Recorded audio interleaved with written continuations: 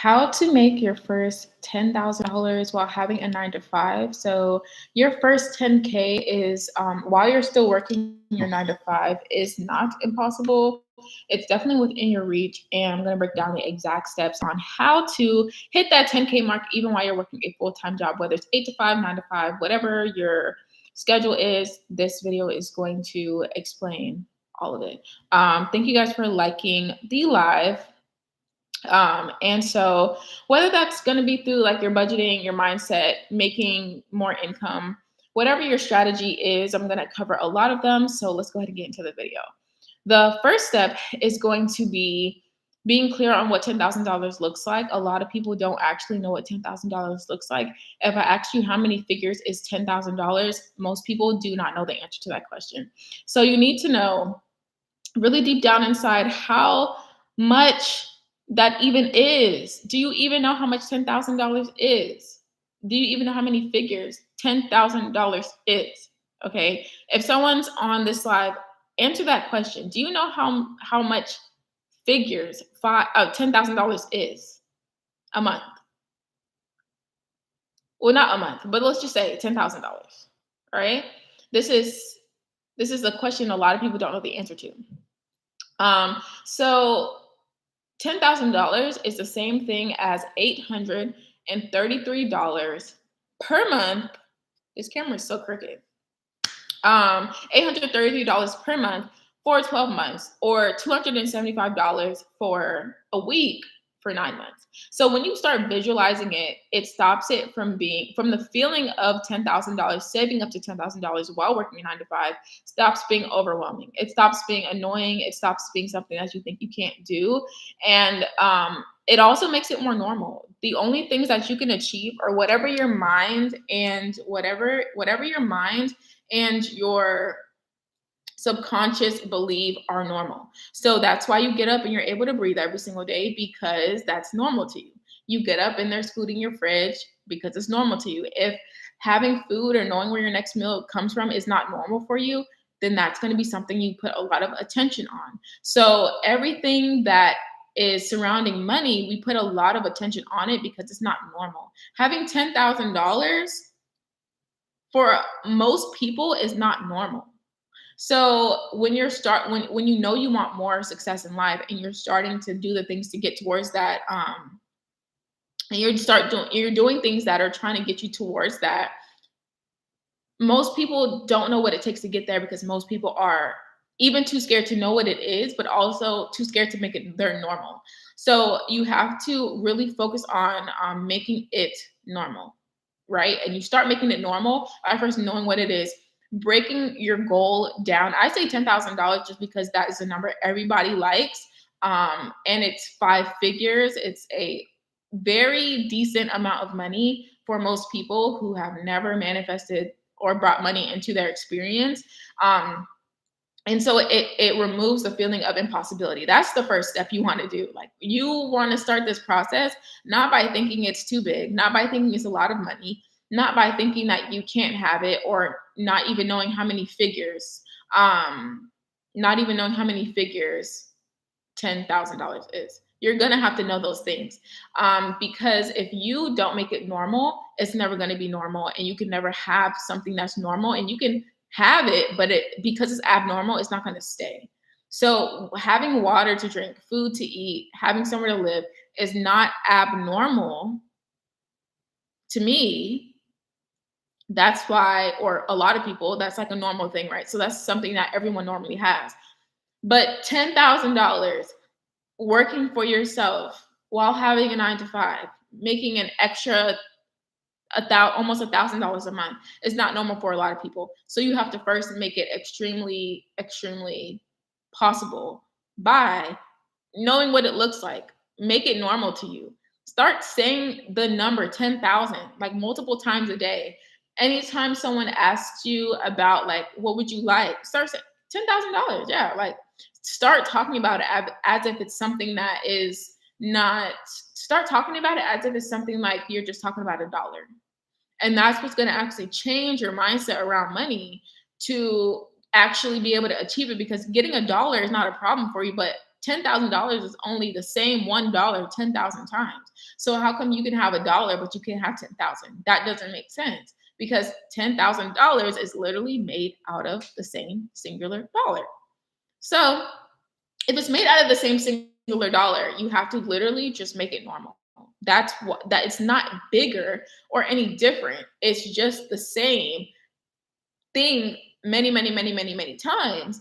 And that's what makes it normal. So you have to first go through that mindset shift. The second step, after normalizing it, under like really act like, write the number 10,000 somewhere, like write it down. Literally, like you have to literally write it down somewhere, or start talking about it. Make it very, very normal to you. So yeah, the second thing is identifying where you're actually going to put that money. So like before the money comes in, you have to literally have somewhere for it to go. That's like saying, oh my gosh, I really want my boyfriend to buy me flowers. I really want him to buy me flowers. He needs to buy me flowers. He needs to buy me flowers. If he doesn't buy me flowers, he sucks. If he wanted to, he would, blah, blah, blah. And you don't have a house, or you don't have a home, or you don't have anywhere to put the freaking flowers. You have to literally first have somewhere to put the thing. So if you're asking for something, do you have somewhere to put it? If you're asking for clothes, do you have a closet? Like, do you have a place? Do you even have space for extra clothes if you're wanting to do that? Like, do you have the space to have this thing come into your life and it not just completely rupture everything you currently have going on? Like, if you need to open a separate bank account, or you need to well, you should probably do that anyways, to not mix up your funds of like your regular spending, your emergency fund, blah, blah, blah. But it keeps all of your progress in one attention. So it allows you to really allow space for that thing to come in. So actually think about where you're going to put it. Maybe you're going to do a high yield savings account. Maybe you're going to like where your money goes if you want to just start learning how the terms of investing, and you want to use a high yield savings account, or you want to what's another? I mean, the easiest way is probably a HYSA, so a high yield savings account. So in my previous video, I talked a lot about the 3 myths on what's keeping you broke. That was the entire video. And so you should probably watch that video if you're looking to get more information on what accounts you should open for that. And so when you open the account, it's not just you opening the account because like you're supposed to for the 3D, like to have the money in there. It literally signals to yourself that you're like, okay, yeah, I'm ready for it. Like, yeah, like this is the thing that comes with getting the money, and you're creating space for it to arrive into your reality. So if you want something, for example, if you want to have cereal and milk for breakfast, are you just going to wake up in the morning and be like, cereal and milk appear on my table? Or are you going to do things you can do to create that experience? You're going to go to the store, make sure that you have money to go get your cereal and milk, and then you're going to make sure you have a bowl and a spoon at home. Like those are 4 components that are literally going to take you from not being able to like have these things that come in to literally get it to come in. I think also like another thing with manifestation is most people don't need help with manifestation. Like the problem with most people, computer's dying, so let's plug this up. But the problem with most people is that they just don't even know how to create the space for that thing. So it's really not even, it's really not even the manifestation part, which is the whole gag, right? The whole thing is like, oh, I'm really bad at manifesting. I'm really bad at this. I'm really bad at that. No, you're actually really great at manifesting because you do it every single day, whether you think it or not. The problem is that you don't know how to open up space for that thing to come in. So this is going to teach you that as well. The third thing is leveraging your 9 to 5 as an asset. So contrary to what most people are going to think, they think that your 9 to 5, or they don't think that your 9 to 5 can be a powerful asset to your first $10,000, when in reality, it literally can, because it's reliable income, it's steady, and it can act as a foundation to your savings. So you either so there's 2 ways to do this, right? When you get your paycheck, you are going to have your like investment accounts come out, or your investment contributions. So your financial contributions are whatever is going towards whatever you're contributing towards whatever you're doing. So you can have those come out through your paycheck, and you can also have your own money come out. So I'm going to explain this deeply. And then you can also have your taxes. So when you get your paycheck, like before you get your paycheck, your taxes are going to come out. But then you also are going to have a way for you to contribute to your 401k or your 403b or your 457 or whatever investment account that you're using for it's like an involuntary investment account. But then you also can do that for your own self, right? So you can have your own investment account that's not attached to your job that you personally invest your money into. And you should always be investing into 401ks, into any of your accounts with a Roth basis, which means, well, you don't always have to. Obviously, this is not financial advice. Advise your financial advisor, whoever you go to for your money. Most people don't have a financial advisor, but I'm just saying that because it's the clause. But yeah, you need to make sure you're doing it post-tax so that you're not taxed after. Like, get taxed, please, like before putting it in there, because when you take out all your money and it's not on a Roth basis for your contributions, you're going to pay way more money in taxes after you take it out rather than doing it before. So contribute on a Roth basis. And then to leverage your 9 to 5 as well, you can track your income. So you're going to know exactly how much you're making.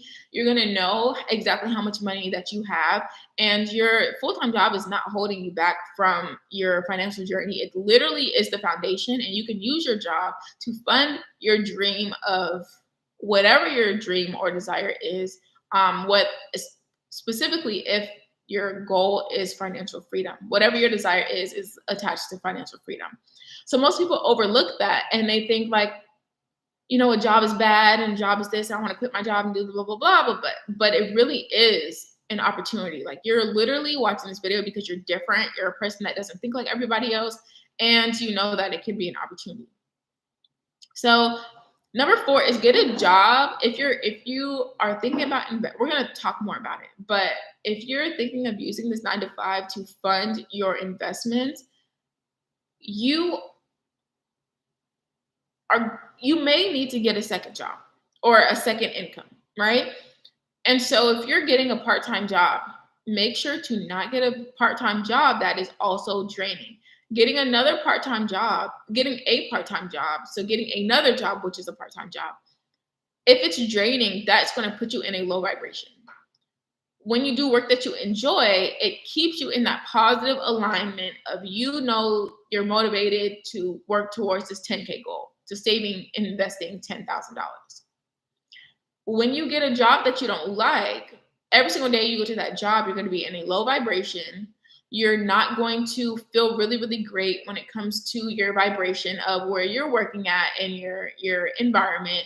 And that is what is going to completely make it harder. It literally makes it harder for you to get to your goal because you're constantly thinking about a life that you don't want to have. So when you're applying for part-time jobs, only apply for the ones that would make you happy, that keep your vibration high, because you're building your goal to 10K. The worst thing that you can do is get a job that you don't like or start doing something for money that you're not aligned with and that doesn't serve you and that makes you feel worse of a person.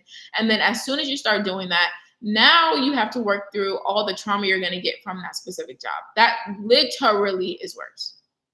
So, choosing work that you love is literally a privilege, and you need to take advantage of that privilege. Think of yourself as a privileged person. I get to do work that I love doing. I get to do work that I want to do. And think of yourself as the type of person and only apply for jobs that align with that. Do not go get a job trying to save and invest 10K while you are working a job that you don't like. That's literally going to make your vibration worse. And it's, at the end of the day, this is not just a money game. This is an energy game. This is 90% energy and 10% of the actual money part. And you're never going to get the money if you're not focused on the mental or subconscious and energetic part of money. So number 5, and this is like a realistic video. This is like literally steps you can take towards investing that money, saving that money. So whether you're saving this 10K while working your 9 to 5 because you want to invest it and never work again, or you're saving up this money because you want to use it for a big expense, or you want to use it to start a business or whatever, it doesn't matter what you're saving up the 10K for. These are the things that you can do to literally get it. So again, the 5th thing is cut back on key areas of your budget. Now, this is the part that's not really fun, and you have to take a lot of time. Everybody's budget is different, and if you do it like everybody else, you're gonna hate your life. And that's where I was messing up. This is step number 5. This is the main step I was messing up on when I was learning to become financially free and not having to need to ever work for money or stress about money ever. The thing I was doing was following everybody else's budget. I have always been a girl that liked to spend coin. I like to go to TJ Maxx and buy everything up in the store, and I like to go make Amazon purchases. I love to buy makeup. I love to spend money on stuff. I am just a girl. I am a girl. I love to spend money. Everybody else's budgeting is like eat beans and rice, cook at home, don't ever leave your house, don't ever buy a piece of clothing, don't do anything, don't even breathe ever. And that caused me a lot of stress. And I said, okay, well, if that caused me a lot of stress and I'm trying to be in a high vibration, then how am I going to be in a high vibration? How can I budget? How can I budget while staying in this high vibration, knowing I love to spend money, knowing I love to invest back into myself, knowing that when my mentor comes out with a new program, I'm going to buy it, knowing that when my mentor says she wants to says, okay, I'm renewing our membership for the year and it's going to be $10,000, knowing that I love doing stuff like that. And knowing I love to invest in myself. It's not like I'm just buying frivolous things. I mostly spend only on investing in myself. So if I'm always buying courses, books, mentorship, and I know I love spending on those things, how am I going to ever get to this goal? So I had to tell myself, okay, the areas that everybody else cuts back in, I can't. Because everyone who's trying to save 10K is not going to be getting mentorship.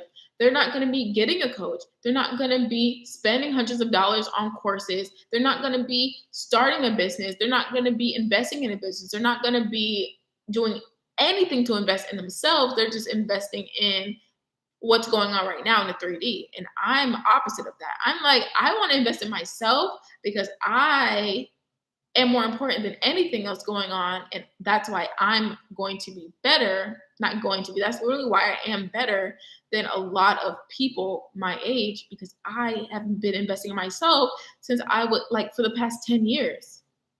Thousands and thousands and tens of thousands of dollars spent on education because I knew that was important. Self-investing. So you're going to have to, if you're like me, if you're not like me, follow the budget of everybody else. If you're like me, you need to set priorities and have a common cutback system. So for me, cutting back was on fast food. And I said, I'm going to splurge on really healthy groceries. So instead of going to Chick-fil-A and getting this food and that food, I say, nope, I'm going to go to Fresh Market. I'm going to go to Whole Foods, and I'm going to stock up on the healthiest, most organic, most expensive, most bougie groceries. And I'm still spending that money, but it's also investing back into my health. And so by cutting out the fast food, it's also saving money in that area, but it's also advancing my health. So see how I did both of those things? I have the priority to be healthy, but I also have the priority to save this money in a certain area, and I get to cut back on fast food. And because of that, I have the extra money to splurge on the groceries. And splurging on the groceries is still going to be less than going out and buying fast food. So if you're spending an extra $200 on fast food, instead of spending that extra $200 on fast food or eating out, you say spend an extra $50 at the grocery store. So you're technically saving $150, but you're still splurging in an area. So now you have an extra $50 wiggle room in your grocery budget to where you can go and buy the most organic fruit. Maybe you buy two instead of one, and you're just really splurging in the store. So that is how you're going to do that. And then this is where you're going to start to find money that's already in your possession. So again, like, you're finding this $150. It was always there, but you're finding it now. And instead of going and spending that money again on something, saying, oh, I have $150. What am I going to buy from Target? You say this $150 is now going to go towards that 10K.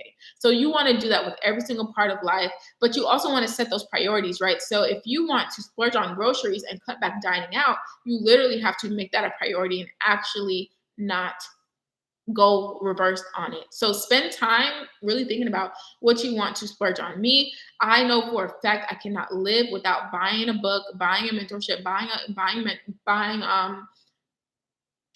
meetings with my coach, calls with my coach. I cannot go without it. I cannot survive without it. Okay, it's not gonna work. So I say, okay, I'm just gonna cut out fast food, and the extra $150 that I'm finding, that is gonna go towards the 10K. And then I save on the eating out, I splurge on the groceries, I splurge on inner work, so my coaches, mentorship, courses, books, and I save on things like buying clothes. So I will not buy a whole bunch of clothes, make a whole bunch of Shein or Temu or TJ Maxx orders, or going into TJ Maxx to buy clothes. I would just save that money. So that was like an extra $400 of leisure money that's going out every single month, that's now going into your investments. So now we went from not having any money to invest to having $550. How did that happen? Because it was money that was already there. So you have to literally find the money. At the same time, you're looking in your budget, right? So step 6 is to either find the extra income or income from your job. So you are having that money come in. You're saying, okay, every time I pay my bills and I spend everything, I normally have like $50 left over to just like F around with. So instead of effing around with that money, that $50 is now going to I should be writing this and adding it up. But now that extra $50 is going into your account. So now you have $500 a month that you're able to save.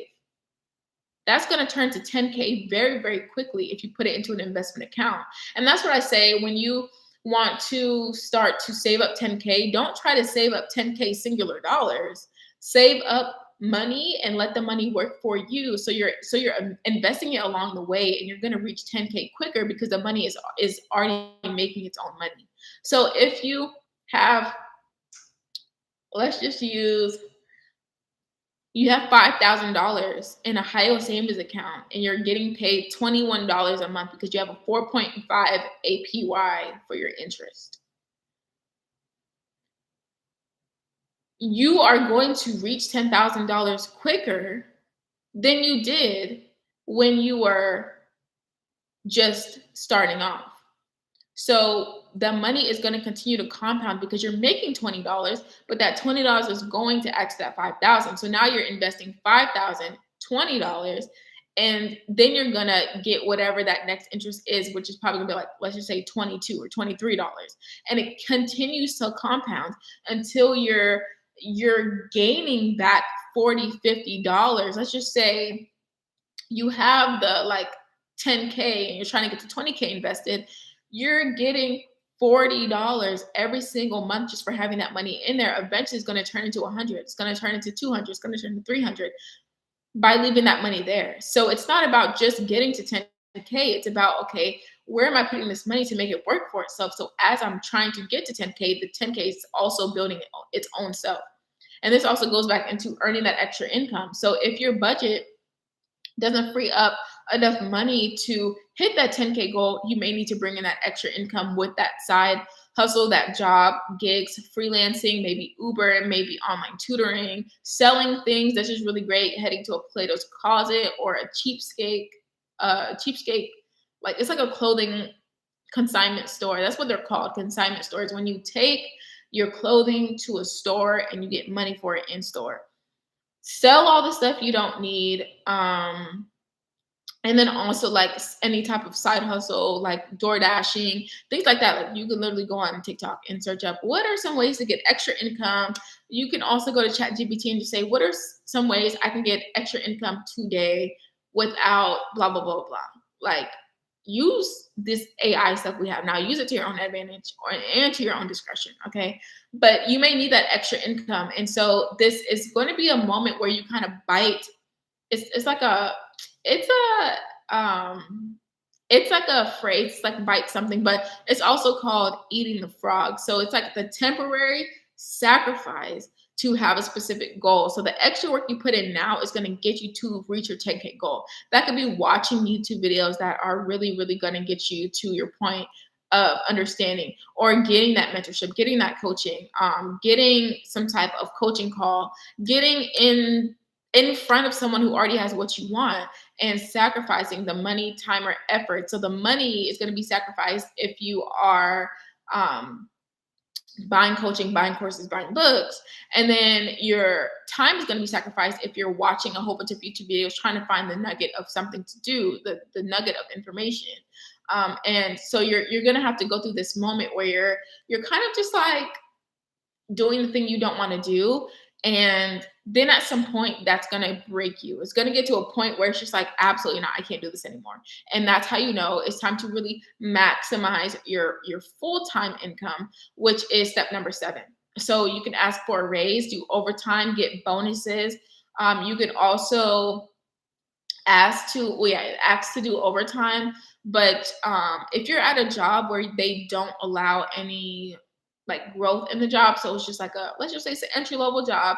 There's no title above what you have.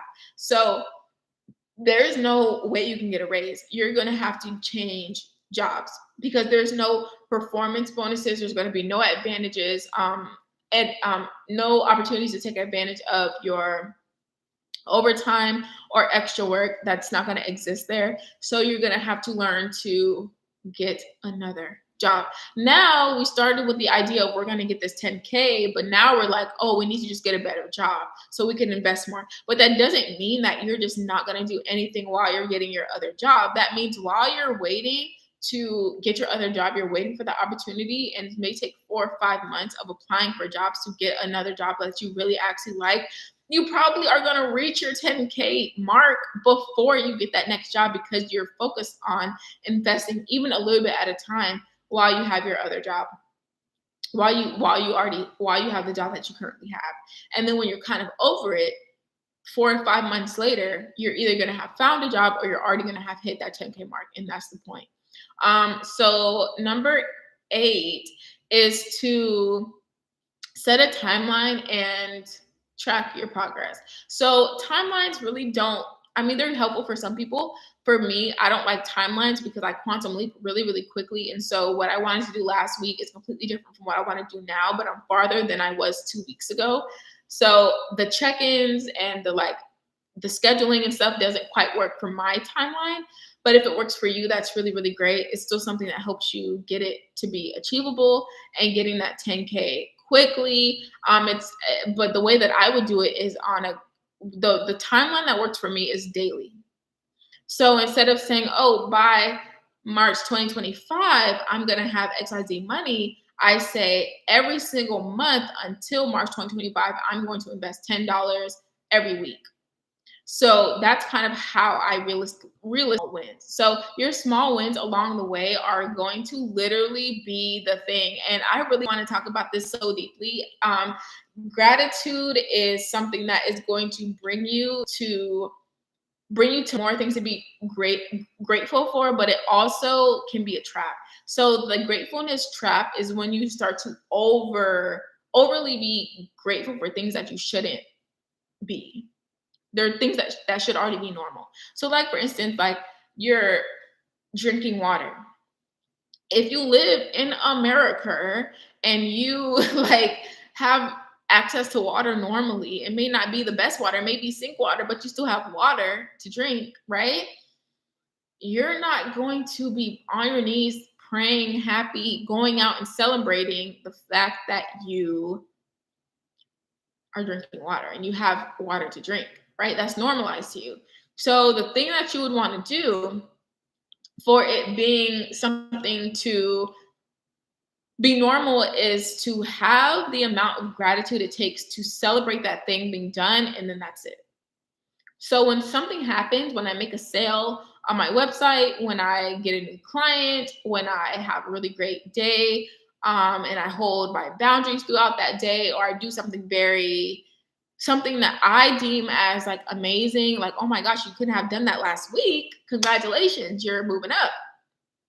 I'll go and celebrate it with either rest, because rest is the best free celebration, or I will do something where I'm like getting myself something to eat, maybe eating out, something I've been wanting to get, I go get it, stuff like that.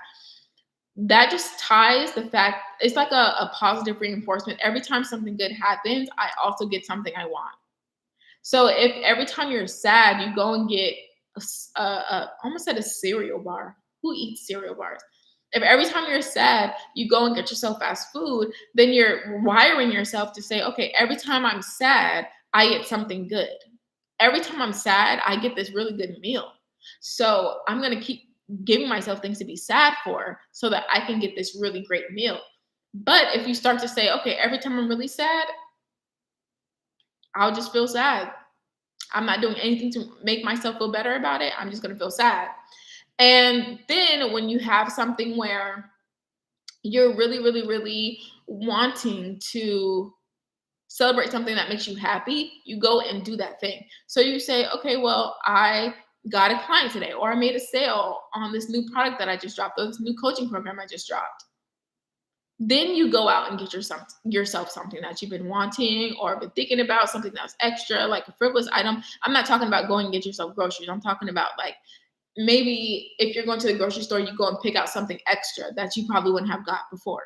With the intention, the point is doing something with the intention to bring awareness to the fact that this thing has happened. So if I'm going to the grocery store and I'm like, okay, well, I just held my boundary with this one guy and I'm really proud of myself because I normally wouldn't have done that. And I'm not afraid, I'm not desperate, I'm not afraid to let them go. Like, this is great, this is moving forward. Then if I'm already at the grocery store, I can say, okay, I'm going to pick up this candy as a symbol that I hold my boundaries. And that is going to reinforce every time you do something that you want to move towards, you will get something good in return, right? You're rewarding yourself with something good. The other thing is that when you're transitioning from working your 9 to 5 to full-time entrepreneurship, you don't have to choose. You can do both. You don't have to choose. Actually, there's nothing that you can do all day long to just do all day long. Like, there's nothing that you can do all day long. If you have 15 different interests, I highly doubt you're doing any of those interests for more than an hour or 30 minutes at a time. Me personally, I have a list of about 20 things I do every single day. I'm not doing any of those things more than 30 minutes or an hour, 15 minutes, 60 minutes a day, right? So I allow myself to do all these things because it doesn't matter. I allow myself to do all these things because I'm not doing all of them for a really long time anyways. So it's like, oh, I work a 9 to 5, I can't have a business. Okay, well, you work 9 to 5. What do you do from 5 to 9? And you're like, well, I do go to the gym, I do this, I do that. Okay, well, for a business, you really don't need to work on a business more than 2 or 3 hours a day. So could you split that up into 1 hour in the morning, take your lunch to do your business, and then 1 hour when you get home? That's feasible. But see, people don't think about it that way, and they just like to create excuses for themselves because it's just like, oh, well, I don't have the time. You absolutely do have the time, and your 9 to 5 is not the problem. Okay. So your 9 to 5 is not the problem for you not having your 10K goal. And if you were to follow all these 9 steps and you literally take the roadmap, you are going to be well on your way to getting that 10K mark.